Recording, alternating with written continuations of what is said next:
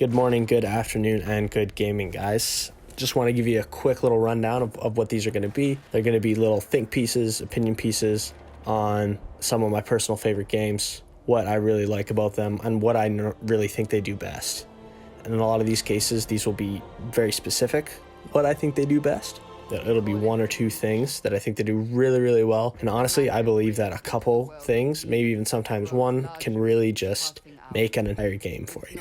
And it can be the one thing you come back for, whether it be the combat, the storytelling, characters. Some games really only need to do one thing really, really well. When they do multiple things well, that's something really special. Highlight today is going to be Dragon Age Inquisition. I think this game does a few things very, very well. The one thing that I want to highlight is its sense of scale. So right away in Dragon Age Inquisition, the main quest line stresses importance.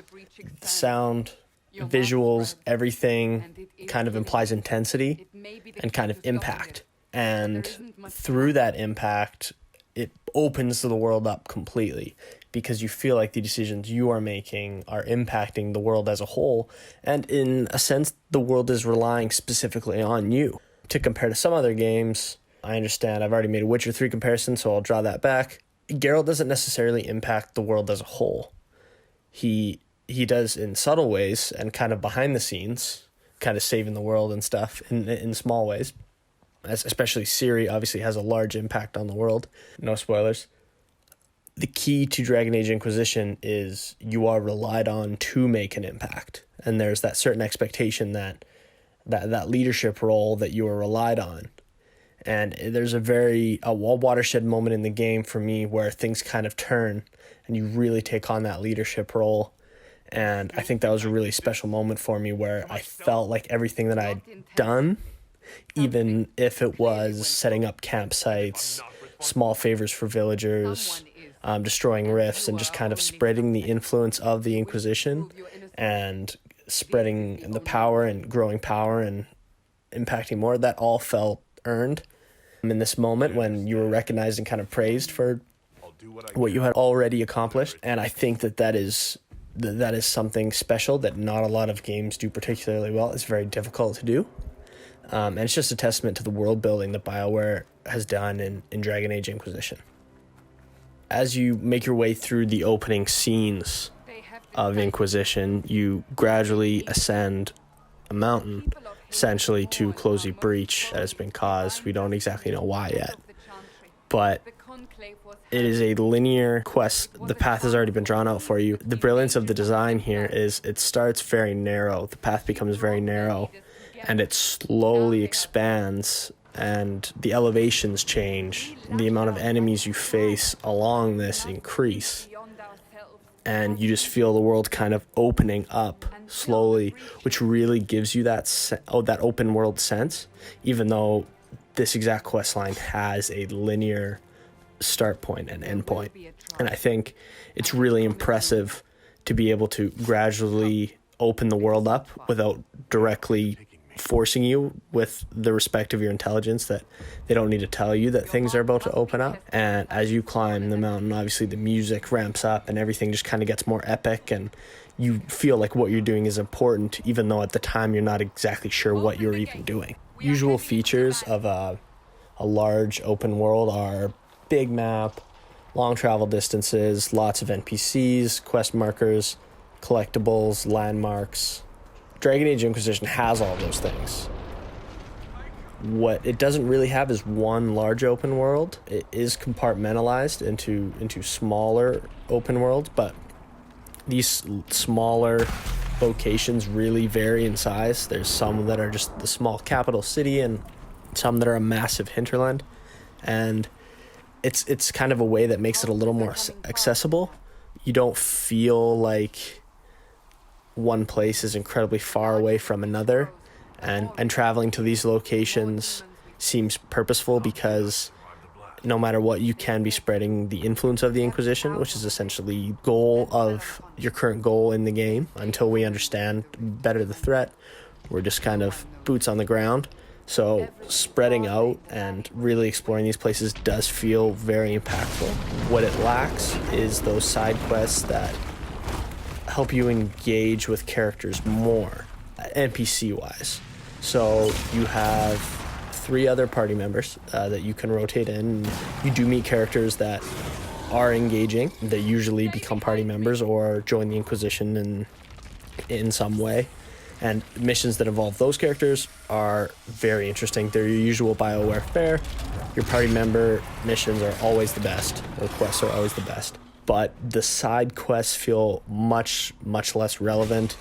You don't quite engage with the character, and they don't build the world very much. It's mostly the main quest line that pushes this along, and the side quests are almost just feeders into that main quest line, which for me, I enjoy because I like building up to that one large end goal. Whereas for other people who just kind of want to explore and become fully immersed in the world, I get that might turn you off. And that is definitely where games like The Witcher 3 completely pull you in, and same with the BioShock games where I was just pulled in and thrown into the world and I just wanted more. Whereas in Inquisition, I just felt the need to push on, and I was motivated by that desire for that end result. Now to touch on a negative that I found, because I've pretty much just been pumping the tires of BioWare and Dragon Age Inquisition here, is there's a certain point in the game where I felt like things were wrapping up. And there's no spoilers. Playing through, you will realize that moment as well. You'll know the moment I'm talking about, where it kind of gives you the sense that we're coming to the end. To be honest, this was my very first BioWare game that I've ever played. I should have known that 30 hours in, I wasn't about to roll credits. So that's partly my bad. But yeah, I felt like I wasn't ready for it to be over. I felt like it didn't climax as much as I hoped it would. So I actually put the game aside for a couple weeks, did other things, lived my life. Then I came back to it, and I played through this main quest line, this portion of the main quest line that I was held on, and I realized I made a huge mistake, and I'm so glad that I came back and pushed through, and it made a huge difference because as soon as I completed the mission, the world opened up. It was a beautiful moment. The issue is I never should have felt like I didn't want to keep pushing through. I shouldn't have. That climax should have still built, like it would have been the end of the game, so that I did push through, and then it was, there's even more. Instead of me not ready for it to be finished, in the sense that I wasn't quite excited for the ending. I just kind of wanted to keep doing what I was doing, which you end up getting the luxury of doing. The game does not end, so everything ended up working out in the end. But yeah, that feeling of this was about to end was definitely a letdown. There comes a time during the game where you do ask yourself, is it okay to keep pushing on? Like, do I want to keep growing the Inquisition? Because the end can seem very far away, especially when it gets to one thing after another. But like I said, then there's that huge moment where everything opens up even more than it already has. And that kind of pushed me through to the end, because I found the story was getting more engaging, and we understand the foe, the enemy a lot more. And I found that part of the game really enjoyable from there on. I found it really interesting that the protagonist hasn't earned anything when we begin our story. It was just right place, right time, or wrong place, wrong time, depending on how you want to look at it. And he just, as far as we know, ends up with this mark on his hand that can close the wrist. That's not a spoiler. That you find that out within the first 5 minutes. He has to earn this leadership role that's somewhat thrust on him just because of what's happened to him. And it is really interesting because you yourself, at least for me, not having played a Dragon Age game before, I felt like I kind of grew with this character and earned my way with my protagonist, because he didn't really know what he was doing, and really neither did I. This was a RPG series that I had no knowledge of. I went in completely blind to Inquisition. I just thought it looked like something I'd be interested in. I hadn't even played any Mass Effect games. I know that's terrible. So I found that it was quite interesting to kind of grow with the character, even though it was the third iteration of the series. They do a great job of ushering new players in. And then as I played through the game, and I noticed all these characters that had already been part of the world, and I've later found out that were part of the previous 2 games, they also have so much fanfare and so many callbacks for people who have been a part of the series the entire time. But these characters are still interesting to a first-time player. You feel like you are having a positive impact on their lives, or negative, but that you are impacting them, and just pulling in all these characters from all over Thedas and all over this world that Dragon Age has built also lends to that scale and makes it feel like what we're doing involves everyone.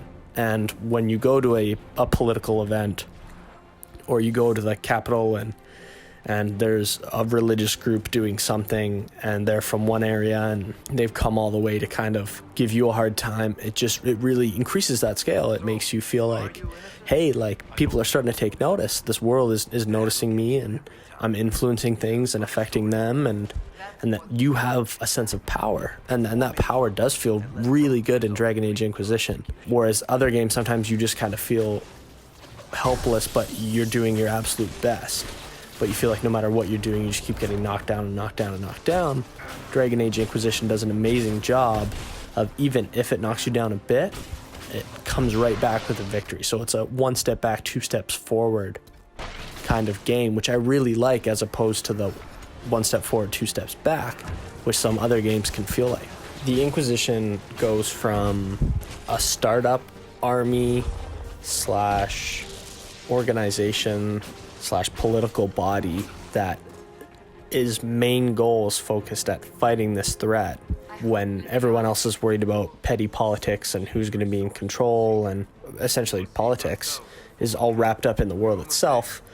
And the Inquisition is solely concerned with this threat and getting people and rallying behind them. Actually, really similar to in Game of Thrones. This might be a sensitive subject, but in Game of Thrones, where Jon and his fight, spoilers ahead for Game of Thrones, Jon and his fight is against the Knight, and everyone else is constantly worrying about the politics,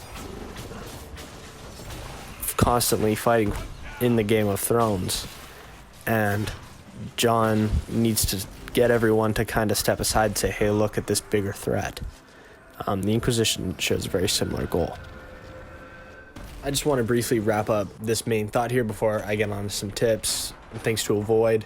Just a little less topic focused stuff, just some throw-in stuff. Scale in Dragon Age Inquisition is different because everything you do feels like it's impacting everything around you. Later on, as the story progresses, you can see that people are gaining respect for the Inquisition, that they're getting fearful of the Inquisition or concerned of the power that the Inquisition is getting, because there are people with political agendas and you're threatening those agendas. But then there's also the fact that the Inquisition and you are the greatest threat to the antagonist of the story. So you also inspire hope, because this antagonist is essentially trying to disrupt and create chaos in the world, and you are the only chance at kind of keeping order and keeping evil at bay, I'll say. So you do inspire hope, and there is that reluctant push-pull of politicians not wanting to give the Inquisition power, but having to give them a bit in order to help this fight against the antagonist and the evil that is this kind of gripping Thedas. And I love the game. I'm not just saying that I love the video game, but I love playing that game, where that sense of power and that sense of accomplishment that is growing, and that sense that you are becoming a threat. And that is an awesome feeling that isn't felt all that often, at least in games that I have played. My biggest crime is there are lots of amazing games that I have not played yet, and games that I hear are amazing, I haven't given them the time of day. Part of the reason why I want to do this series and that I'm doing this series is because I want to highlight games that I have played. I know some of you haven't, that I really think you should, because these are beautiful. And this is that wake-up call that I hope even some of you can give me in the comments after, to, hey, play this game. Give me one reason why. Even just one will be good enough. But I just need one huge highlight from you.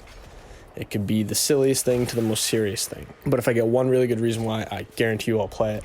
And if you want, I'll even put a video up. And if I absolutely love it, then I will put a video up, and I will include whatever you have told me in that video, and I will include what I loved about it. They might even be the same thing, and I really hope they are, because there are certain things that certain games do incredibly well. This series highlights those.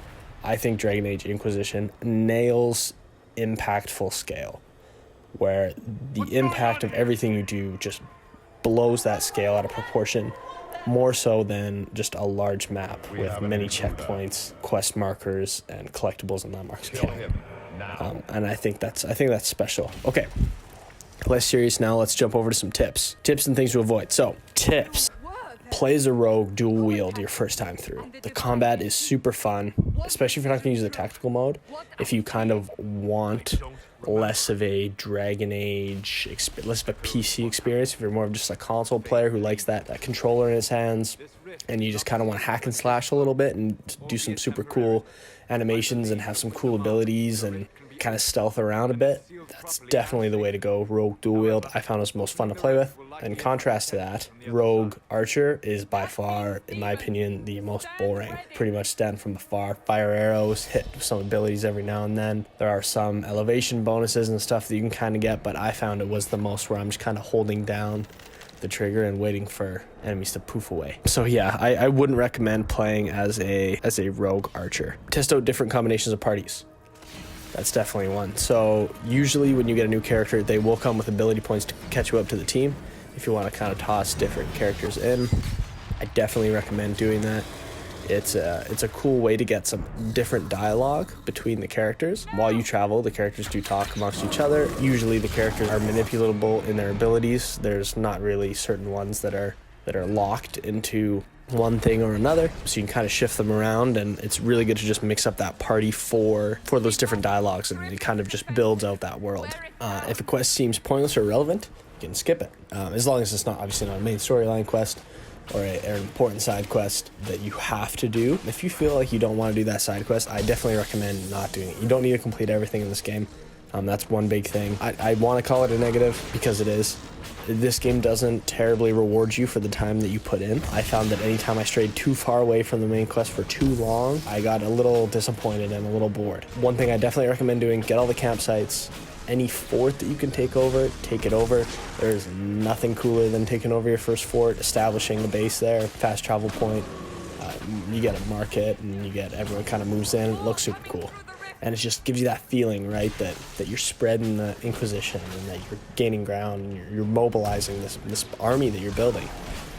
So yeah, definitely do those little things, but some quests, if you don't want to go help a farmer with his herd or whatever it is, absolutely do not do it. Don't feel like you have to do all of the quests. Recruit as many party members as you can. I believe everyone is recruitable. There's no negative recruiting every party member. So I would recruit them all, talk to them as much as you can. They really flesh out the world, and everyone comes with, like I said, the packaged ability points, so you can kind of throw in anyone. You don't have to really worry about leveling someone up if you want to add someone new. Don't always worry about saying the right thing. I really found it was fun to kind of make my character who I wanted him to be, even if sometimes that pissed certain people off. There's lots of easy ways to kind of build a rapport with people, unlock those character quests that you get. Talk to everyone after every story quest. Come back, have a quick chat. You don't want to miss out on that. It does give you really good dialogue. It gives you a better sense of really what's happening, to be completely honest. Put on a helmet. It gives you extra armor, but make sure that you turn off the helmet because they do look kind of silly. Unless you're going for a full decked out armor look, then you could probably pull it off, but I found a lot of the helmets or cowls or other things you could wear did look kind of silly. If you get a cool hood, maybe, probably look kind of silly, so I disabled them so that you couldn't see them, but the armor bonus is obviously huge. Do the class specialization side quests. So after you reach a certain point in the game, there becomes specialization quests where you get to earn another class, and that class has awesome abilities and attributes that you gain from it.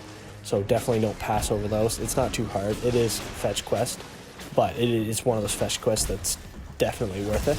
Oh, this one's a little silly, but I actually found it did make my experience a little better. Make your character's eyes green. It looks really cool with the rift animation and your mark.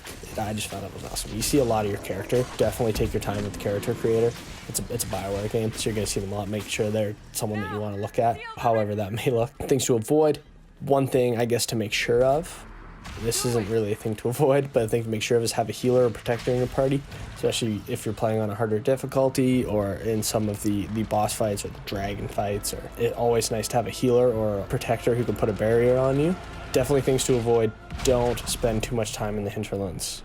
That's that first really big open area that you get access to. And I found that me and a couple of my friends who played spent too much time there and kind of got a little disinterested just because it is so big, and hopefully you feel like you don't need to tick everything off because it is massive.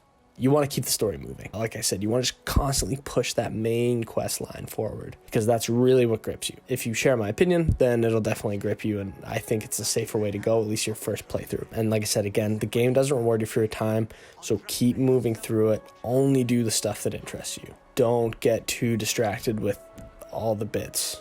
All right, we've made it to the end. Dragon Age Inquisition and the impact of scale.